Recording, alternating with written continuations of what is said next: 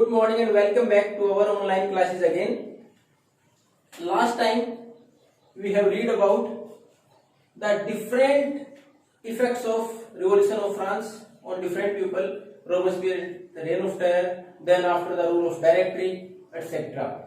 And then after what was the role of women in the revolutions and how they get the rights or how they try to carry out the revolution for their rights.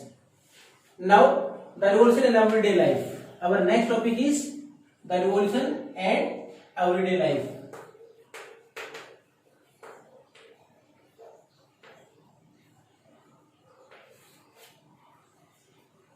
अब सामान्य जीवन के ऊपर उस क्रांति का क्या कुछ प्रभाव पड़ा, उससे पहले हमने देखा था कि can the politics define what to wear, what to speak, which language to be used, कि क्या कुछ हमें पहनना है, किस प्रकार की भाषा इस्तेमाल करनी है. तो आपने देखा था कुछ एक फाउंडेशन रोबेस्पियर के टाइम पर थी कि हमें क्या कुछ खाना है, कितना मिलेगा, रेट फिक्स कर दिए गए.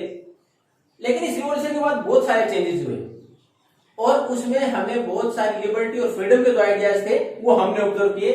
और सबसे बड़ा उसके बाद जो अगर हमने देखा तो था अबोलिशन ऑफ सेंसरशिप. सेंसरशिप क्या होता है? टू स्टॉप पब्लिशिंग समथिंग और टू स्पीक समथिंग. तो सरकार की तरफ से कुछ चीजों के ऊपर रोक लगा दी जाए, सेंसर लगा दी जाए. अगर हमारी फिल्मों की बात करें, सेंसर बोर्ड होता है. उसमें क्या होता है, उस मूवी को ऑब्जर्व करने के बाद if any scene is objectionable, अगर ऑब्जेक्शनेबल है, उसमें कोई ऑब्जेक्शन हो सकती है, then it was to be removed, उसको हटाया जाए. उसी प्रकार उस वक्त सेंसरशिप थी, यानी आपको क्या कुछ लिखना है, क्या लिखना है, न्यूज़पेपर में क्या लिख सकते हो, पैम्पलेट दे सकते हैं कि नहीं, उन सारी चीजों के ऊपर यह ऑब्जर्व किया गया कि सेंसरशिप इससे पहले थी. लेकिन रिवॉल्यूशन के बाद आफ्टर 1789 जो रिवॉल्यूशन हुई उसके बाद सेंसरशिप को हटा लिया गया. और उसका परिणाम क्या निकला? Different type of newspaper, pamphlets और फ्लड इन द मार्केट. तो मैगजीन्स, पैम्पलेट, न्यूज़पेपर मार्केट में बहुत सारे हैं. और एक बेनिफिट और सेंसरशिप हटाने का, opposing views can be also published. जो हमारे मतभेद है, अलग अलग विचार है, हमारा सोचने का तरीका अलग है, सरकार से भी अलग हो सकता है, आलोचना कर सकते हैं हम, वो भी आपस में आए.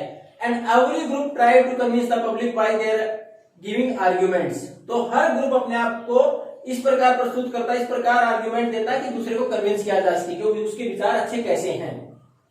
तो हमारे रिवॉल्यूशन के बाद जो सामान्य जीवन पर सबसे बड़ा फर्क पड़ा वो कौन सा था कि सेंसरशिप को हटाया गया. हर व्यक्ति को आजादी थी. पहले शहरों के अंदर मैगजीन्स वगैरह आई, उसके बाद ग्रामीण क्षेत्रों तक आई.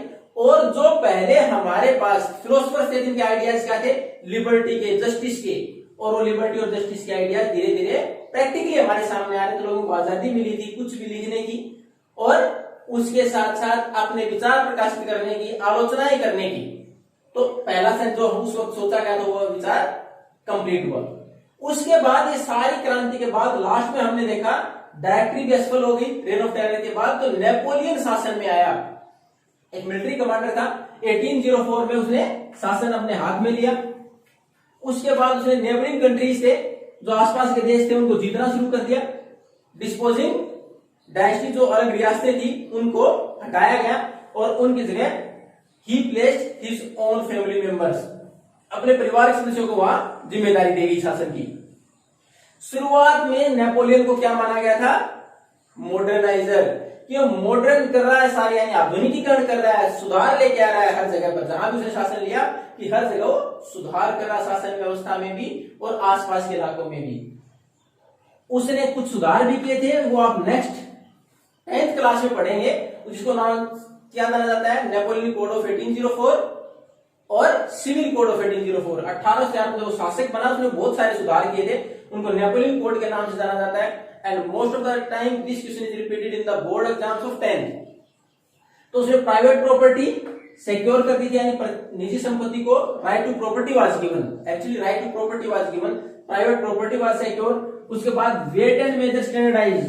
वेट और मेजर्स है उनका एक मानक बना दिया था कि हर जगह डिफरेंस ना आए कि 1 मीटर यहाँ कितने के बराबर, कितनी लंबाई होगी, 2 मीटर कितनी लंबाई होगी. ऐसा नहीं है कि 1 मीटर यहाँ, तो हमारे यहाँ जिसमें हम माने कि 100 सेंटीमीटर, दूसरी जगह 1 मीटर को माने 80 सेंटीमीटर की मान लें, तो ऐसा डिफरेंस नहीं है. वेट एंड मेजर स्टैंडर्ड बना दिया है कि इतना ही होगा. जितनी भी टेरिटरी उसने जीती थी हर जगह, फ्रांस के बाहर भी जो एरिया थी उसके अंदर. तो उसके साथ साथ उसने equality for law was established, कानून के सामने सबको बराबर माना था। तो बहुत सारे सुधार नेपोलियन ने किए थे, इसलिए उसको क्या माना गया, लिबरेटर यानी स्वतंत्र करने वाला। तो बाकी यूरोप में उसका स्वागत हुआ, जहां भी नेपोलियन की सेनाएं गई उसका स्वागत किया गया लोगों के द्वारा कि हमें आजादी का प्रतीक है, स्वतंत्रता मिलेगी, अधिकार मिलेंगे, क्योंकि उसने फ्रांस में कुछ इंप्लीमेंट किए थे। लेकिन धीरे धीरे उसने सेना के साथ बाकी एरियाज पर धीरे धीरे कब्जा करना शुरू कर दिया और अपने एरिया को और बढ़ाना शुरू कर दिया। इंपीरियलिज्म, साम्राज्यवाद की भावना उसके अंदर थी, तो उसने धीरे धीरे बाकी एरिया के ऊपर आक्रमण करके उस पर कब्जा करने का प्रयास किया। तो नेपोलियन की फोर्सेस क्या माना गया, इन्वेडिंग, आक्रमणकारी, हमलावर। यानी शुरुआत में फ्रांस में शासन किया तो उसकी पहचान थी एक मॉडर्नाइजर की, एक लिबरेटर की, कि आधुनिकीकरण कर रहा है, सुधार करता है, उसके बाद स्वतंत्रता, आजादी मिल रही है लोगों को। लेकिन धीरे धीरे उसने जब अपना एक्सपेंशन जारी रखा तो उसको क्या माना जाने लगा, इन्वेडिंग फोर्सेस। नेपोलियन की फोर्सेस कैसी हैं, इन्वेडिंग, आक्रमणकारी, हमलावर। ये तो दूसरे एरिया को कब्जा करने के प्रयास में, यानी साम्राज्यवाद, बड़ा साम्राज्य स्थापित करने की कोशिश कर रहा है। अब 1815 में, देखो नेपोलियन का मैंने शुरुआत में लिखा था 1804 में शासक बना, 1815 में उसकी हार हुई।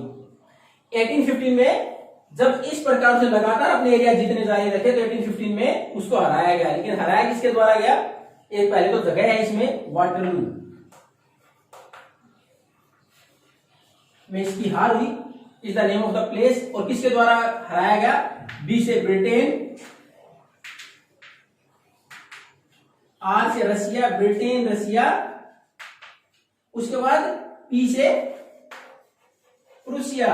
It was a powerful state of Germany, ये जर्मनी का एक सबसे ताकतवर राज्य था उस टाइम पर। एंड ऑस्ट्रिया, इन चार ने मिलके नेपोलियन को वाटरलू 1815 में हराया। अब नेपोलियन की हार के बाद जो कुछ सुधार किए गए थे, हालांकि लंबे समय तक महसूस किए गए कि उसने जो सुधार किए थे, he was actually working as a moderniser की, सर वो आधुनिकीकरण करने का ही प्रयास कर रहा था। अब उसके बाद हमने पढ़ा लीजेसी क्या था, हमें विरासत में क्या मिला उस रिवॉल्यूशन के बाद, उस रिवॉल्यूशन से हमें क्या मिला। तो उस रिवॉल्यूशन सबसे बड़ी लीजेसी, सबसे बड़ा जो हमें विरासत में मिला वो थे मौलिक अधिकार, जो आज हमें मिले, democratic rights, right to liberty, right to equality. ये सारे क्या है, ये उस वक्त उस क्रांति के महत्वपूर्ण हमारे सामने आइडियल्स थे, जो बाद में ज्यादा देशों ने इंप्लीमेंट किए और आज हमें भारत में किस प्रकार मिले हुए, in the form of fundamental rights, मौलिक अधिकारों के तौर पर। सबसे बड़ी जैसे हमारी विरासत जो वहां से मिली हमें फ्रेंच रिवॉल्यूशन से, वो क्या थी, ये डेमोक्रेटिक राइट्स है, लोकतांत्रिक अधिकार है। ये सबसे बड़ी जैसी उस रिवॉल्यूशन की रही। तो ये हमारा फर्स्ट लेसन हिस्ट्री का complete. If you have any doubt then you can ask. Thank you and have a nice day.